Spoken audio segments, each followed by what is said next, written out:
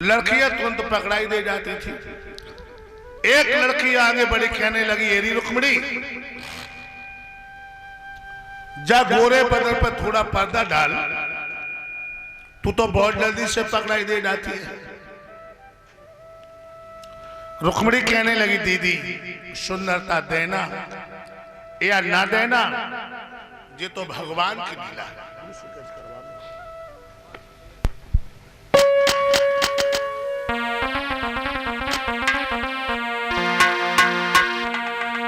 ये तो हमने मानी बहना, मुंह में सुंदरता भरपूर है। अरे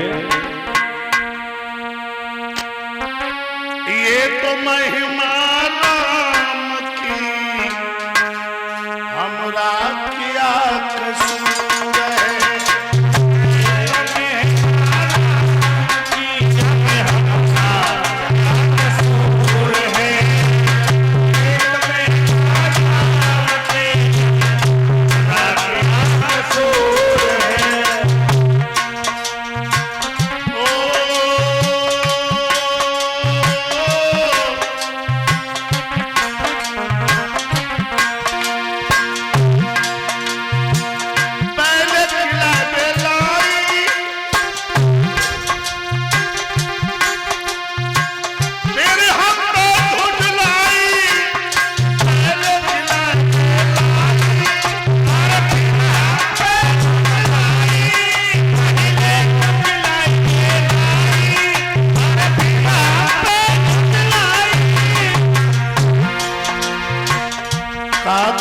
मेरी समझ में आ गए,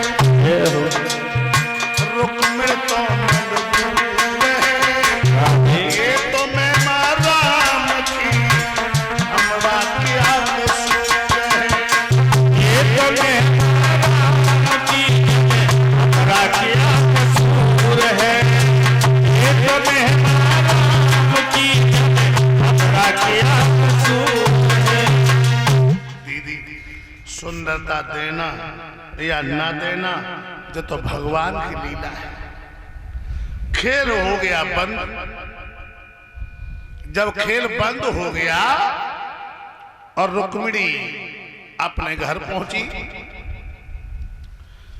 धीरे धीरे समय बीता चला गया। आज रुक्मिणी कै साल की हो गई लला पवन? हो गई 6-7 साल की। रुक्मिणी हुई है ये 11 साल। 11 की हो गई? हाँ। अरे जब रुक्मिणी 11 साल की हो गई और एक दिन आगे तुम्हें बताएं, रुक्मिणी अपनी हमजोलियों को लेकर के अपने बाबुल की बगिया में खेलन गई। जब बाबुल की बगिया में खेलन गई, कुछ लड़कियां बेभाता हैं, कुछ लड़कियां अबेभाता हैं। जो जल्दी से ससुराल से आई थी लड़कियां, उनकी टोली एक बन गई और अबेभाता लड़कियों की टोली एक बन गई। जो लड़कियां जल्दी से ससुराल से आई थी, कहने लगी, दीदी मेरा भैया मुझे लिबाने के लिए गया, मेरी सास ने मना किया, मेरे ससुर ने भेज दिया।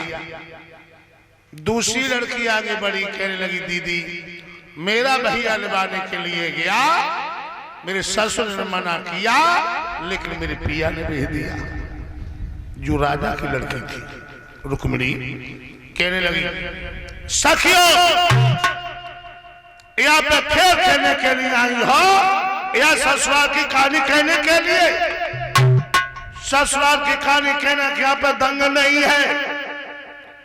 एक लड़की आगे बड़ी, कहने लगी, जा जा बगिया में सभी बराबर है।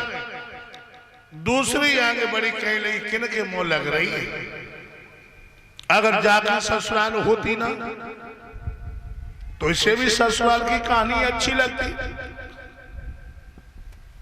तीसरी लड़की कहने लगी, तो कौन रोकता है? अरे बड़े बाप की बेटी, जब चाहे तब शादी कर ले। हाँ, चौथी लड़की ने तो बोली की गोली धोक दी और कहने लगी है, ज्यादा होने की कोशिश मत कर। तो का बोली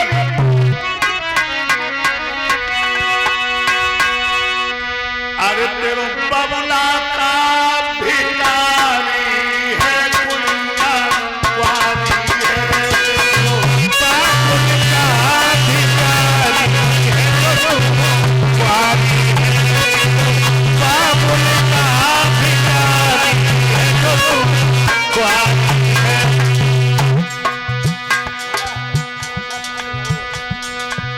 देखो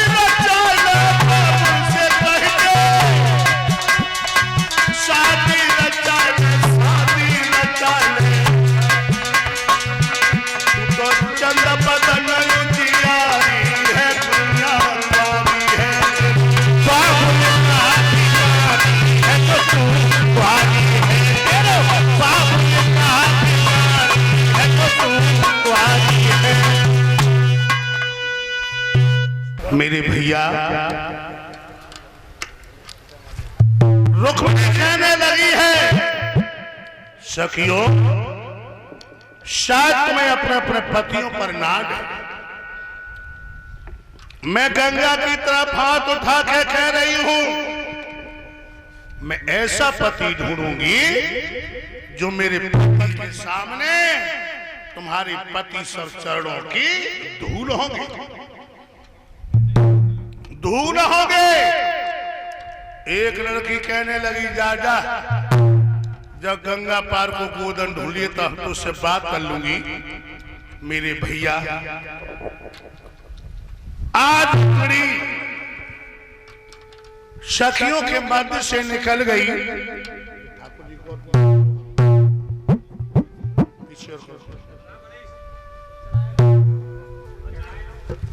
मेरे भैया रुक्मिणी क्या साल की हो गई लला पवन?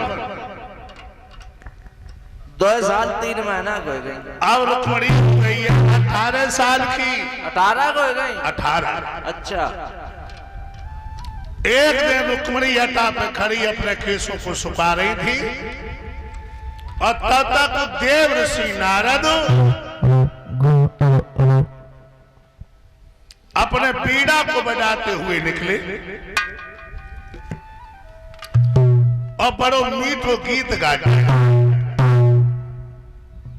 बड़ो मीठो गीत ब्रजभूमि में हुआ है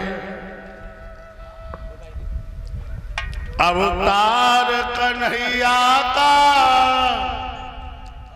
ब्रजभूमि में हुआ है। ओरे दुनिया वालों मेरी मानो या न मानो, ओरे दुनिया वालों मेरी मानो या न मानो, तन तन मन से हो गया है उपदेश कन्हैया का ब्रजभूमि में हुआ है। हाय दैया, जो रुक्मिणी ने जो गीत सुनो तो रुक्मिणी एकदम नीचे उतर के आई और बोली, ए बाबा इधर आओ, ए बाबा इधर आओ। देवर्षि नारद आए और आंगन में ले गए, बैठा लो और एक कटोरी में दही ले आई और बाई में दूध डाल लाई और देवर्षि नारद के हाथों में दे दिया। और रुक्मिणी हुई गाल से दुपट्टा लगा के बैठी बोली, बाबा हाँ बेटी, तुम ये गीत किन को गा जा रहे हो? देवर्षि नारद कहने लगे, बेटी ब्रज में भगवान कन्हैया ने जन्म लिया है और जिन लोगों के दर्शन कर लिए उनके करोड़ों जन के पाप नष्ट हो गए।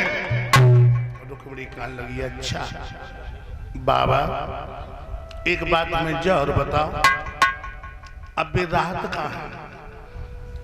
देवर्षि नारद कहने लगे, बेटी भगवान ने ब्रज को छोड़ दिया, भगवान द्वारकाधीश हो गए। अच्छा बाबा, रुक्मिणी कहने लगी, बाबा एक बात हमें और बताओ, क्या उनकी शादी हो गई? देवर्षि नारद कहने लगे, बेटी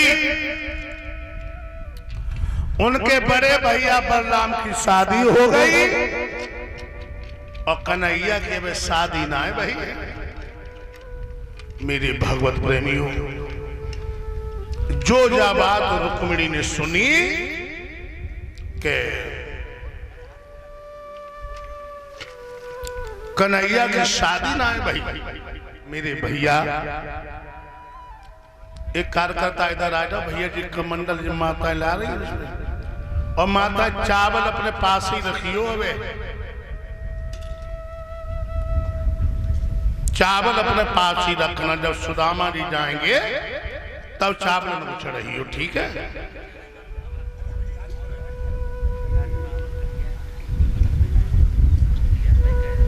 रुक्मिणी कहने लगी, बाबा अबे कन्हैया की शादी ना है भाई? कहने लगे, हाँ।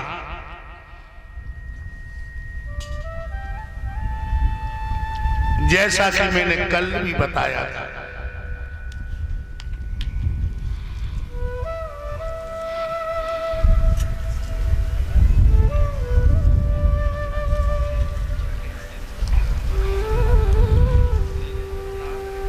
आज रुक्मिणी ने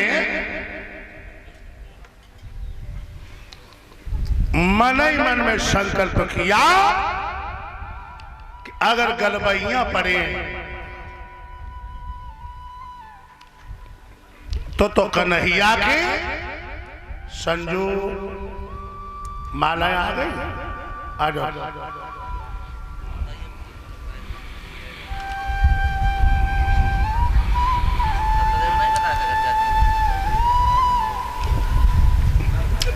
न मैं सारो जीवन ऐसे व्यतीत कर दिए।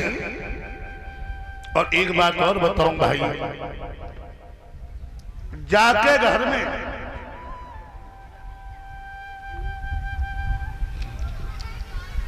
बिटिया शादी के लायक हो जाए, भूरे भैया जाके घर में बिटिया शादी के लायक हो जाए, और जो समझदार माँ बाप होती है, समझदार, उन्हें चैन नहीं पड़ता है।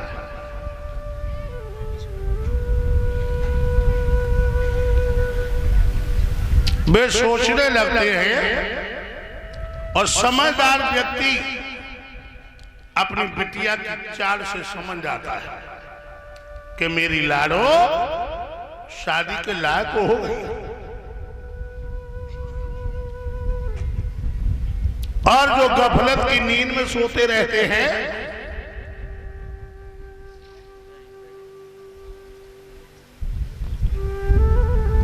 जो गफलत की नींद में सोते रहते बिना जाते में लालू शादी के लायक हो गए। आज रुक्मिणी ने मन ही मन में संकल्प किया कि अगर मेरे गलबहिया पड़े तो कन्हैया के न सारू जीवन ऐसी व्यतीत कर लिया। और रुक्मिणी कहने लगी कि श्याम न मिले, हाय मैं जोगिन बन जाऊंगी श्याम न मिले, मैं जोगिन बन जाऊंगी श्याम न मिले, जोगिन बन जाऊंगी रोगिन बन जाऊंगी, जोगिन बन जाऊंगी मैं रोगिन बन जाऊंगी, रोगिन बन जाऊंगी और सारी उमरिया की हर रोगिन बन जाऊंगी श्याम न मिले। आज रुक्मिणी ने मन ही मन में संकल्प किया अगर गलबैया डाले तो कन्हैया के डाले। राजा भीष्म को बुलाया और कहा कि पिया आप धर्मराज में इतने अंधे हो रहे हो, तुम्हें जो होश नहीं है कि बिटिया शादी के लायक हो गई। जमानो नीको ना है, कहीं अच्छा सा वर ढूंढो और मेरी बिटिया के पीले हाथ कर दो, पीले हाथ। उसी समय राजा भीष्म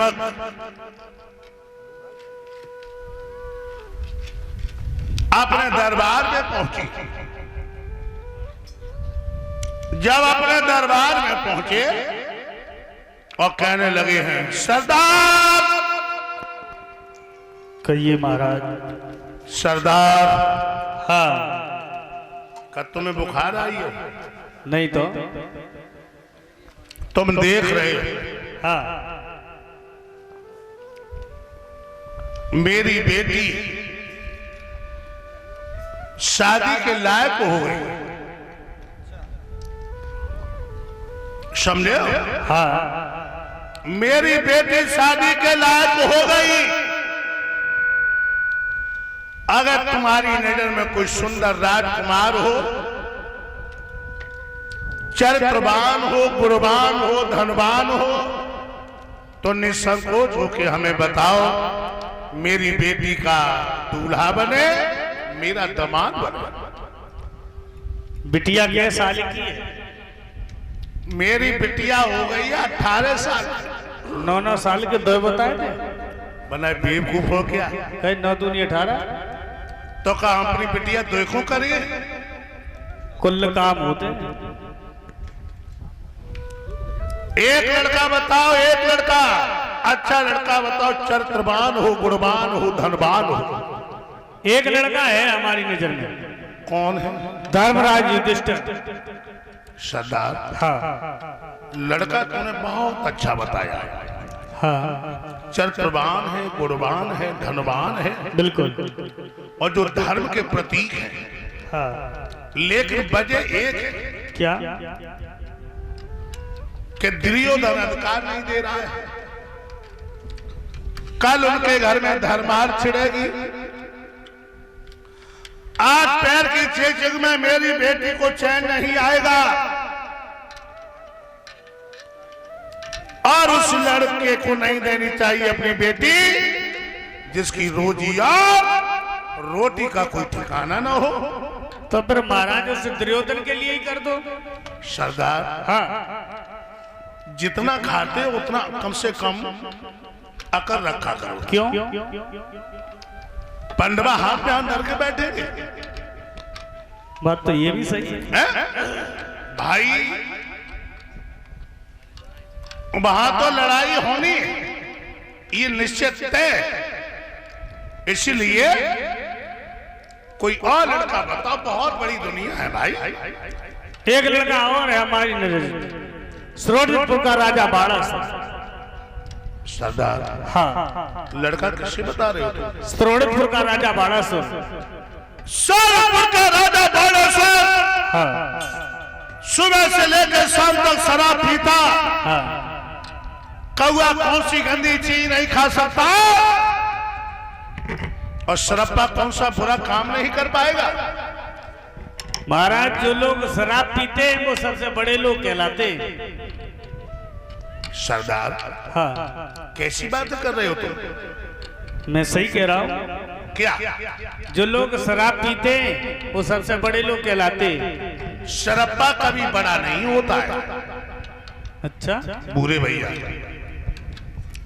शराबा कभी बड़ा हो जाएगा? 1000 रुपया की बोतल आद गुरु जी। अपने को जो बड़ा समझता बड़ा न माना जाता, और लोग जिसको बताते बड़ा वही कहलाता। पहले तो तुम उनसे पूछो पास तुम्हारे रहते, और उसके बाद पड़ोस मोहल्ला वाले क्या क्या कहते। सदाचार और नियम से पुरुष बड़ा कहलाता, अपने को जो बड़ा समझता बड़ा न माना। अब से अपने मुंह से बड़ाई करने वाला इंसान कभी बड़ा नहीं होता।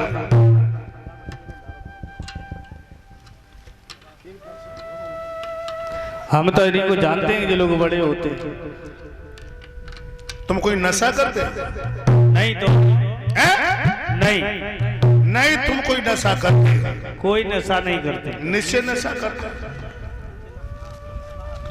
फिर नशा कैसी बात ही तुम कर रहे हो? क्यों, मैंने ऐसे क्या किया? और कोई लड़का बताओ, बहुत दुनिया है भाई। एक लड़का और है हमारी नजर में, मगध का राजा जरासंध। हाँ, लड़का किससे बता रहे हो तुम? मगध का राजा जरासंध। मगध का राजा जरासंध क्या साल को है? अब है तो खैर 60 साल। और मेरी बिटिया की उम्र कितनी है? 18 साल का ऊंट के गले में बकरिया को लटकाए था।